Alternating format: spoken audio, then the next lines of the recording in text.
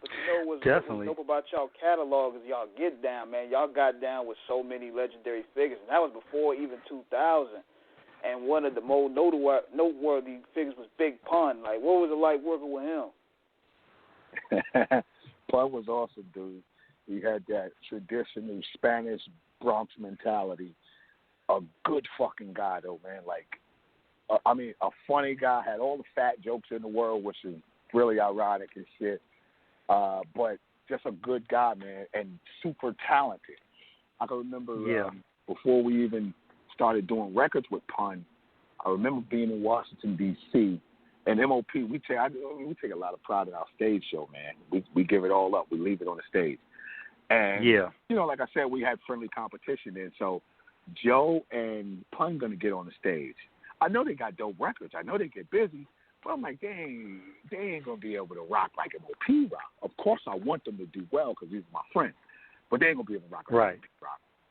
Let me tell you something. Pun and Joe, big as hell. And you know how Pun was rocking. Dude. Yeah. He didn't lose his fucking breath not one time. Now I'm shaking like hell. I'm like, holy shit. I'm talking about body in the stage, bro.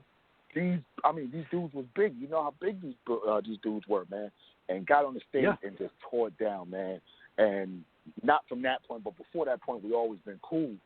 But getting in the studio working with him, man, was amazing, man. And the last time we worked with him was the last record we did together. I want to say that was New York Giants. And like 3 days later, Fox called me. I can remember exactly where I was. And Fox called me and told me, pull the car over. I pulled the car over and she told me what's going on. I'm like, wow, I just left him. Yeah. Shout out to Lady Fox. Shout out to Lady Fox too, man. Yeah, shout out to Fox. She's still chilling, man. She's still chilling. Look, Billy, I still got that. Look, when I showed y'all that double XL, I still got that from 2000 when y'all, when she was in that as well. But you all have always had such a nucleus, with Lays, Fox. The whole crew. And one thing you said about Pun, which has always been a consistent in every interview that I've ever read about him. Of course, we've had Tony Sunshine, we had Cuban Links on. We've had a couple members of the Terror Squad. They always said the same thing. Pun's breath control was unbelievable in terms of how he was able to just flow. And let me tell you something.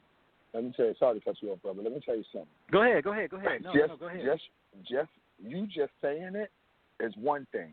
But imagine me, right, about to get on stage, taking super pride in my show because I know I give it up. And I'm going, it's my friend. Of course, I want him to do good. But how's he going to be able to spit them lyrics like that? He ain't going to be able to do that, right? Dude, when I tell you I was shaking, and nobody scares me. I'm not scared to get on the stage after anybody. But Pun shook me up, dude. I'm like, how can he hold his... It don't make no sense for him to hold his breath like that. It didn't make no sense, even if he wasn't as big as he was. It just didn't make sense. He was like a machine, dude. Him and Joe got up there and slaughtered that, yo. I'm talking about, I remember every moment of that night. Like, they bodied the stage, man. So, yeah, his breath control was just ridiculous. Now, Pun, you all were connected in New York, so when you first heard Pun on Firewater on the B-side for, success off of Fat Joe's single, that would be, Jealous One's Envy, that would be the album released in 95. Because by that time, Pun was going as Big Dog Punisher. That was his name at the time.